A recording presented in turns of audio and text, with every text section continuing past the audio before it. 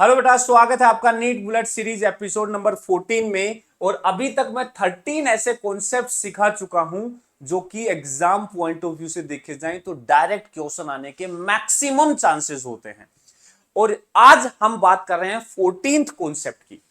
Channel पे नए हो तो सब्सक्राइब करें ना, क्योंकि इसका एक भी वीडियो छूटना नहीं चाहिए। हो सकता है एग्जाम में आपको सेम एज इट इज यहां से क्वेश्चंस मिल जाएं। देखो बेटा, आज हम इस टॉपिक में इस सेशन में बात करेंगे वेव की। देखो, वेव से देखा जाए तो वेव एक बहुत बड़ा चैप्टर है, लेकिन उसमें से क्वेश्चंस आप देखोगे ना तो कहां से आते हैं। या तो आपको वेलोसिटी ऑफ वेव पूछेगा या आपको स्टैंडिंग वेव से रिलेटेड क्वेश्चन होगा। तो वो सारे कॉन्सेप्ट्स को हम एक साथ अच्छे से रिवाइज कर लेते हैं, उसके प्रीवियस ईयर क्वेश्चंस देख लेते हैं कि कैसे कैसे क्वेश्चंस यहां से पूछे जाते हैं। ध्यान समझना, बहुत ही इंटरेस्टिंग वे में ये पूरा कॉन्सेप्ट आपको सिखाऊंगा, पूरा दिमाग में सेट हो जाएगा। सबसे पहले बात करते हैं, यहां पे इस चैप्टर में हम दो तरीके की वेव की बात करते हैं। एक वेव होती है ट्रांसवर्स वेव, उसका एग्जांपल यहां स्ट्रिंग वेव, रस्सी के अंदर wave, that is transverse wave. दूसरा होता है लॉन्गिट्यूडनल वेव, उसका एग्जांपल है यहां पे साउंड वेव। तो बेसिकली इस चैप्टर में हम स्ट्रिंग वेव और साउंड वेव पढ़ेंगे, दोनों वेव पढ़ते हैं। पहले हम बात करें स्ट्रिंग वेव। रस्सी के अंदर एक पल्स हमने ऐसे भेजी तो वो कितनी स्पीड से ट्रेवल करेगी। वेलोसिटी ऑफ वेव का फॉर्मूला क्या होगा रस्सी के अंदर, वो होता है under root T by mu. यहां टी जो है टेंशन है रस्सी में, जितना ज्यादा टेंशन दोगे वेलोसिटी उतना ज्यादा होगी, रूट टी के प्रोपोर्शनल होगी। ये प्रोपोर्शनलिटी पे भी डायरेक्ट क्वेश्चन पूछे हुए हैं। म्यू जो होता है ये होता है मास पर यूनिट लेंथ। मास पर यूनिट लेंथ इस रस्सी का total mass upon total length. इस म्यू को डेंसिटी के टर्म्स में रो इंटू ए भी लिख सकते हैं। रो है मास पर यूनिट वॉल्यूम वाली density KG per metre cube में, इंटू ए है उसका क्रॉस सेक्शनल एरिया, उसकी मोटाई। ठीक है, यदि हम दो सेम मटेरियल की रस्सी ले, एक पतली और एक मोटी, तो मोटी रस्सी का एरिया ज्यादा तो वेलोसिटी कम होगी। सेम टेंशन पर पतली रस्सी में वेलोसिटी ज्यादा मिलेगी। तो ऐसे कंपैरिजन एग्जाम में आपसे पूछे जा सकते हैं। दूसरा केस है वेलोसिटी ऑफ साउंड। पिछले कुछ सालों से वेलोसिटी ऑफ साउंड से क्वेश्चन नहीं आया है, लेकिन फिर भी ये इंपॉर्टेंट की कैटेगरी में है, ये ध्यान रखना, इससे क्वेश्चन पूछ सकता है। वेलोसिटी ऑफ साउंड का फॉर्मूला देखो, सोलिड के अंदर होता है under root Y by rho. Solid के अंदर root Y by rho, Y Young's modulus है, रो है उस मीडियम की density KG per metre cube में। लिक्विड के अंदर होता है रूट बीटा बाई रो। ऐसे ही गैसेज के अंदर भी रूट बीटा बाई रो होता है, लेकिन यहां बीटा जो होता है वो गामा इंटू प्रेशर के बराबर होता है, जिसको सोल्व करते हैं तो फाइनली स्पीड ऑफ साउंड का गैसेज में फॉर्मूला आता है under root gamma R T by M. ठीक है, ये गामा एडियाबेटिक एक्सपोनेंट है, वही थर्मोडायनेमिक्स में जो पढ़ते हैं सीपी बाई सीबी। टी यहां टेंशन नहीं है, टेम्परेचर है, उस मीडियम का टेम्परेचर। एम उसका मोलिकुलर मास है, याद रखना मोलिकुलर मास को केजी पर मीटर क्यूब में रखेंगे एसआई यूनिट में, और टेम्परेचर को केल्विन में रखेंगे। आपको पता होना चाहिए कि साउंड की स्पीड जो है सॉलिड, लिक्विड और गैस में कंपेयर करोगे तो सॉलिड में सबसे ज्यादा होती है, फिर लिक्विड और गैसेस में सबसे कम स्पीड होती है, जो कि लगभग 335-340 मीटर पर सेकंड के आसपास आती है। वहीं लिक्विड में 1500 होती है और वहीं सॉलिड में और ज्यादा हो जाएगी। नेक्स्ट बात करते हैं स्टैंडिंग वेव। देखो, अभी जो हम पढ़ रहे थे वेलोसिटी, वो ट्रैवलिंग वेव की वेलोसिटी के फॉर्मूले हैं, ट्रैवलिंग वेव। अब होता क्या है, जब एक मान लो एक रस्सी है, इसमें दोनों तरफ से ट्रैवलिंग वेव आ रही है। हमने कई बार, आपने कभी ऐसा किया हो कि रस्सी को पकड़ के दोनों एंड से और दोनों तरफ से ऐसे ओसिलेट करवाने लग जाओ, तो आप देखोगे कई बार क्या होता है, इस तरीके का एक ओसिलेशन सेट होता है जो कहीं नहीं मूव कर रहा है, बस ऊपर नीचे मूव कर रहा है। वो वेव आगे पीछे कहीं नहीं जा रही, बस वहीं ओसिलेट करने लग रही है। इस वेव को बोलते हैं स्टैंडिंग वेव। तो स्टैंडिंग वेव कैसे बनती है, जब दोनों तरफ से ट्रैवलिंग वेव चल के आ रही है और सुपर इंपोज हो रही है, तो वो एक स्टैंडिंग वेव फॉर्मेशन करती है। अब देखो, उस स्टैंडिंग वेव की फ्रीक्वेंसी, ऐसा नहीं होता कि एक रस्सी में कोई भी फ्रीक्वेंसी की स्टैंडिंग वेव बन जाएगी। कुछ सर्टेन ऐसी ही फ्रीक्वेंसी होती हैं जो उस रस्सी के अंदर स्टैंडिंग वेव बना सकती हैं। वो फ्रीक्वेंसीज को हम बोलते हैं कि ये इसकी हार्मोनिक्स हैं, ये इस रस्सी के हार्मोनिक फ्रीक्वेंसीज हैं। ठीक है, तो यहां हम दो केस में इसको कैटेगराइज करेंगे। स्टैंडिंग वेव स्ट्रिंग में भी बनती है तो साउंड के केस में भी बनती है। तो यहां स्ट्रिंग के केस भी लेंगे और साउंड का भी लेंगे। तो पहला पार्ट है बोथ एंड फिक्स स्ट्रिंग, दोनों एंड से फिक्स कर दिया। एल लेंथ की रस्सी है, दोनों एंड से फिक्स कर दिया। वेलोसिटी ऑफ वेव क्या होता है, रूट टी बाई म्यू। इसका सिमिलर रिजल्ट आता है साउंड के अंदर भी, ओपन ऑर्गन पाइप। दोनों के सेम रिजल्ट आते हैं, मैं दोनों को एक साथ ही करवा देता हूं। तो ये हो गया बोथ एंड फिक्स, ये हो गया बोथ एंड ओपन, इसको बोलते हैं open organ pipe. Both end open होते हैं इसके। तो इन दोनों के अंदर जो स्टैंडिंग वेव की फ्रीक्वेंसी है, उनका फॉर्मूला आता है एनवी बाई 2L। एन यहाँ इंटीजर है 1 2 3 4 5 कुछ भी वैल्यू रखते जाओ, v यहाँ स्पीड ऑफ वेव है, यहाँ रूट टी बाई म्यू लेंगे, यहाँ root gamma R T by mu, बस यही डिफरेंस है, बाकी एल उसका लेंथ है। तो यहाँ क्या क्या फ्रीक्वेंसीज होंगी, वैल्यू रखो, v by 2l, 2v by 2l, 3v by 2l, 4v by 2l, 5v by 2l, ऐसे बहुत सारी फ्रीक्वेंसीज इसमें एग्जिस्ट करेंगी। सबसे जो छोटी फ्रीक्वेंसी होती है ना v बाई 2l, इसको हम बोलते हैं फंडामेंटल फ्रीक्वेंसी। बाकी सारी फ्रीक्वेंसीज को हम हार्मोनिक्स बोलते हैं। फंडामेंटल का जितने गुना उतना हार्मोनिक, 2 गुना सेकंड हार्मोनिक, 3 गुना थर्ड हार्मोनिक, 4 गुना फोर्थ हार्मोनिक, ठीक है। इसके अलावा कई बार एक टर्म और यूज की जाती है, ओवरटोन। ये क्या होती है, देखो जैसे फ्रीक्वेंसी आई, सबसे lowest I fundamental v by 2l, फिर 2v by 2l, 3v by 2l, 4v by 2l, 5, ऐसे सीक्वेंस में लिख दिया, सबको लिख दिया। सबसे छोटा जो है दैट इज फंडामेंटल।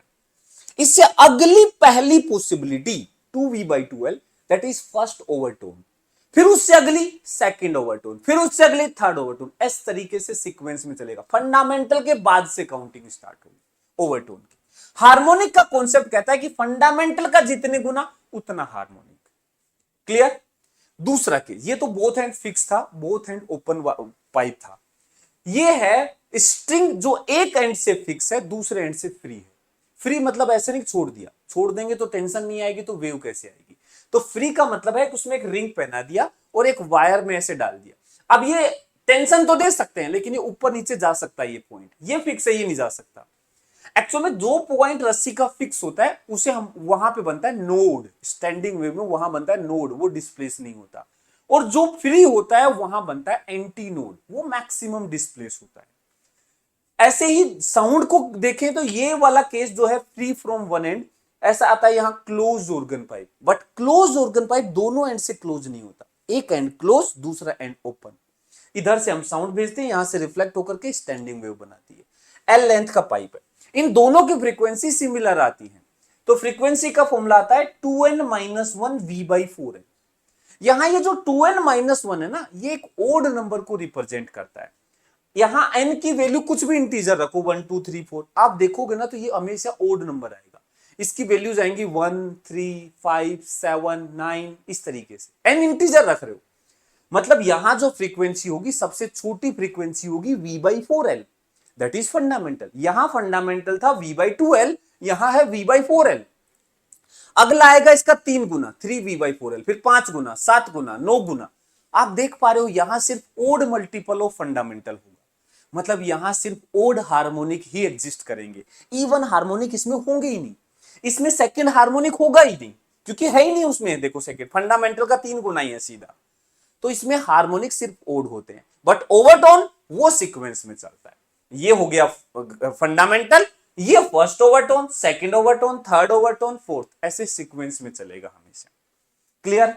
ये सारे केसेस आपको याद रखने हैं, इन पे डायरेक्ट क्वेश्चन आते हैं। अब देखो क्वेश्चंस पे जाने से पहले कुछ ऐसे ऑब्जर्वेशन बताता हूं जो आपके एग्जाम में बहुत काम आने वाले हैं। देखो दोनों एंड फिक्स वाले वायर या फिर मैं ओपन ऑर्गन पाइप, दोनों सिमिलर हो गए, ठीक है ना। तो इनकी फ्रीक्वेंसीज ये हैं, और एक एंड फिक्स एक एंड फ्री वाले केस की फ्रीक्वेंसीज ये हैं।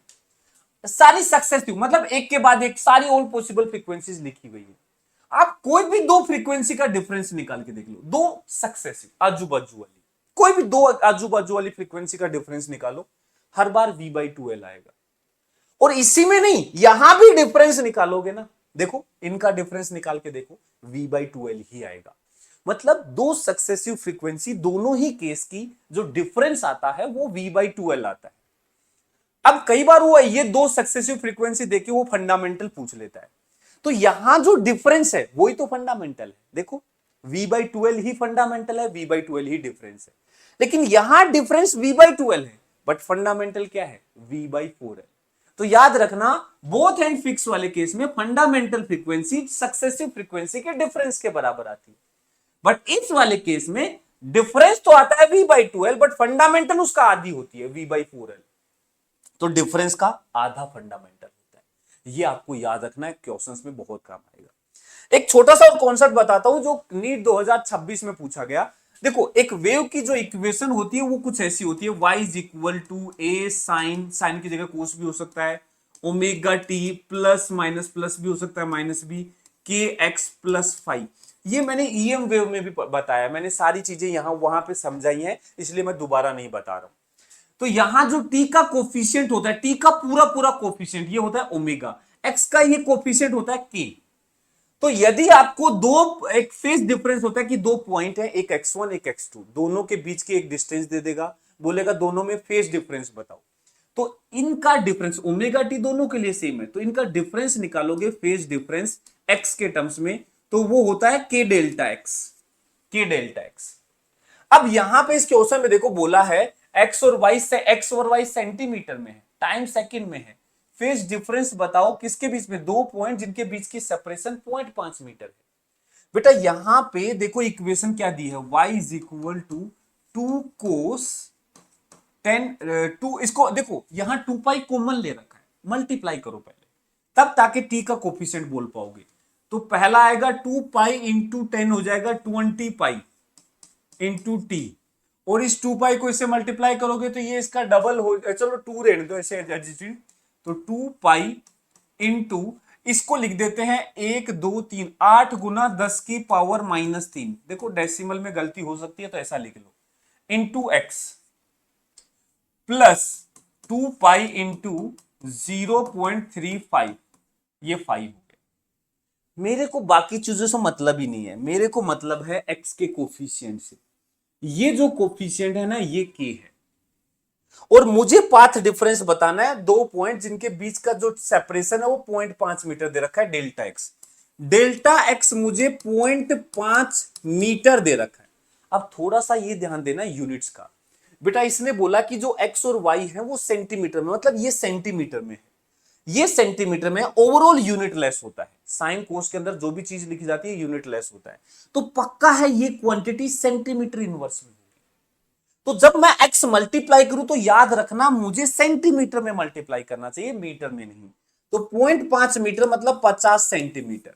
तो हमारा जो फाई आएगा वो के डेल्टा एक्स, के कितना है 2 पाई इंटू 8 इंटू 10 की पावर -3 सेंटीमीटर इनवर्स में होगा, इसको सेंटीमीटर में मल्टीप्लाई कर, ये फाई आ गया, कितना होगा 50 दूनी 100, तो फाई आ जाएगा 100, ये हो गया 10 की पावर -3, 10 की पावर -1 बचेगा, तो 0.8 into pi answer, 0.8 into pi answer radian.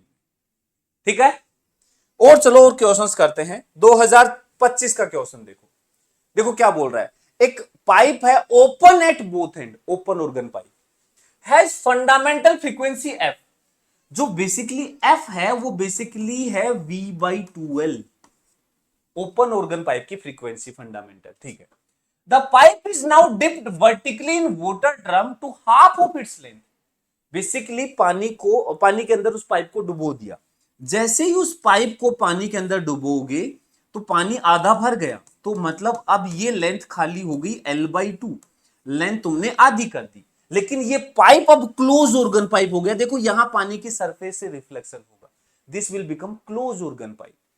तो बोल रहा है pipe is now dipped vertically in a water to half of its length, the fundamental frequency of air column क्या हो जाएगा, तो अब जो नई फंडामेंटल आएगी वो आएगी V/4L, बट L कौन सा होगा, जो एयर कॉलम की लेंथ है, तो V/4L, L रख दो L/2, तो ये निकालोगे तो ये 2 यहां हो जाएगा, V/2L ही आ जाएगी, ये तो F ही आ गई, मतलब लेंथ आधी करने के बावजूद भी फ्रीक्वेंसी सेम रही, क्यों, क्योंकि अब ये क्लोज ऑर्गन पाइप हो गया, तो हमारा आंसर आ जाएगा एफ के बराबर। देखो सिंपल क्वेश्चन था। और देखो 2024 का क्वेश्चन देखो, बोला एक mass of bob in simple pendulum increases thrice to, ये सिंपल पेंडुलम का क्वेश्चन कहां से आ गया, सॉरी भाई गलती से उसका क्वेश्चन आ गया यहां पे, माफ करना, ठीक है ना, गलत क्वेश्चन लग गया वो, ठीक है ना, 2024 वाला आप कर लेना। 2023 का ये क्वेश्चन देखो, the ratio of frequencies of fundamental harmonic produce by open organ pipe to that of close, बोला रेशियो बताओ किस किस का, फंडामेंटल का, कौन कौन सा फंडामेंटल, ओपन ऑर्गन पाइप और close organ pipe same length के, ओपन का होता है V/2L का रेशियो लो, क्लोज V/4L, तो VL कट जाएगा 4/2, मतलब 2:1, 2:1 इज द आंसर, देखो 4 नंबर, देखो 4 नंबर। सेम वैसा ही क्वेश्चन ये है नीट 2019 का। बोला है इफ स्पीड ऑफ साउंड दे रखा है इतना, find number of overtone present in open organ pipe of length 1 metre. क्या आप फंडामेंटल निकाल सकते हो? लेंथ दे रखी है v, दे रखी है v by open organ pipe है ना, ओपन ऑर्गन पाइप। फंडामेंटल होगा v बाई 12, फंडामेंटल निकालो। और बाकी हार्मोनिक्स ओवरटोन्स क्या होंगे? उसका 3 उसका 2 गुना, 3 गुना, 4 गुना, 5 गुना, 6 गुना। देखो कि 1000 से नीचे नीचे कितनी फ्रीक्वेंसीज आती हैं। मान लो फॉर एग्जांपल ये 200 आ गई, तो फ्रीक्वेंसीज क्या होंगी? 200, 400, 600, 800, 1000, इस तरीके से। तो 1000 तक कितने हैं काउंट कर लो, वो आंसर हो जाएगा। कमेंट करके आंसर जरूर बताना। नेक्स्ट है 2022 का ये क्वेश्चन देखो। बोला initial tension in stretch string is double. Tension double कर दिया भाई, टेंशन डबल कर दिया भाई। देखो कितना खतरनाक क्वेश्चन है। अच्छा, ratio of initial speed to final speed. भाई यहां स्पीड जो होती है रूट टी के प्रोपोर्शनल होती है। यदि इनिशियल स्पीड v होगी ना, तो ये √2v हो जाएगी।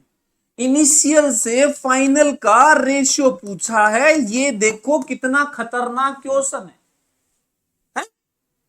और देखो 2019 वाला, क्या चाहते हो तुम करोगे? तुम करोगे, एक फॉर्मूला होता है रेजोनेंस कूलम ट्यूब एक्सपेरिमेंट का, मैं बताता हूं, ध्यान से सुनना। रेजोनेंस कूलम ट्यूब का एक एक्सपेरिमेंट होता है जिसमें हम कैलकुलेट करते हैं स्पीड ऑफ साउंड, एक एक्सपेरिमेंट करके। स्टैंडिंग वेव का एक्सपेरिमेंट होता है। तो इसमें क्या होता है कि हम एक ट्यूब में पानी भरते हैं और पानी की अलग अलग लेंथ के लिए रेजोनेंस करवाते हैं। तो अलग अलग लेंथ पे रेजोनेंस आता है एक ट्यूनिंग फोर्क के साथ, एक पर्टिकुलर फ्रीक्वेंसी के ट्यूनिंग फोर्क के साथ रेजोनेंस में लेके आते हैं। तो वहां से फाइनली स्पीड ऑफ साउंड का फॉर्मूला आता है twice of F L2 minus L1। L1 L2 जो है रेजोनेटिंग लेंथ है। तो यहां बोल रहा है कि वही देखो 800 हर्ट्ज फ्रीक्वेंसी, ये ट्यूनिंग फोर्क की फ्रीक्वेंसी का सोर्स हो गया। रेजोनेंस कॉलम ट्यूब में करवाया with upper end open, lower end close. Obvious सी बात है, नीचे पानी भरा हुआ है, क्लोज ऊपर से ओपन है। ये उसी के लिए फॉर्मूला, एक्सपेरिमेंट ही उसी के लिए होता है। बोला सक्सेसिव रेजोनेंस कहां कहां हुई? यहां पे हुई, यहां पे हुई, यहां पे हुई। यहां तो 3 लेंथ दे दी, बस हमें 2 ही चाहिए। कोई भी 2 ले लो, ये 2 ले लो या ये 2 ले लो, कोई फर्क नहीं पड़ता, सेम आंसर आएगा। तो स्पीड ऑफ साउंड आ जाएगा ट्वाइस ऑफ एफ हो गया 800। लेंथ ये सेंटीमीटर में है, इसको मीटर में बदल लेना। तो ये आएगा 31.25 माइनस 9.75। सेंटीमीटर को मीटर में बदलने के लिए ये सीधा आंसर स्पीड ऑफ साउंड का। ये फॉर्मूला बहुत काम का है, ध्यान रखना। V sound is equal to twice of F L2 minus L1। Resonance column tube का एक्सपेरिमेंट का क्वेश्चन है, ठीक है। ये वाला क्वेश्चन ऑर्गन पाइप का मैं आपको होमवर्क में देता हूं, आप जरूर अपना आंसर कमेंट किए। ये वहां से है जहां मैंने कुछ ऑब्जर्वेशंस बताए थे, उनमें से काम आएगा, ठीक है। तो ये था नीट बुलेट सीरीज का एपिसोड नंबर 14। ऐसे ही और कॉन्सेप्ट्स भी अभी आने वाले हैं, चैनल को सब्सक्राइब करके रखना और लगातार सारे फॉलो कर लेना। ये सारे कॉन्सेप्ट एग्जाम में शॉर्ट पूछे जाने वाले हैं, ठीक है। Bye bye.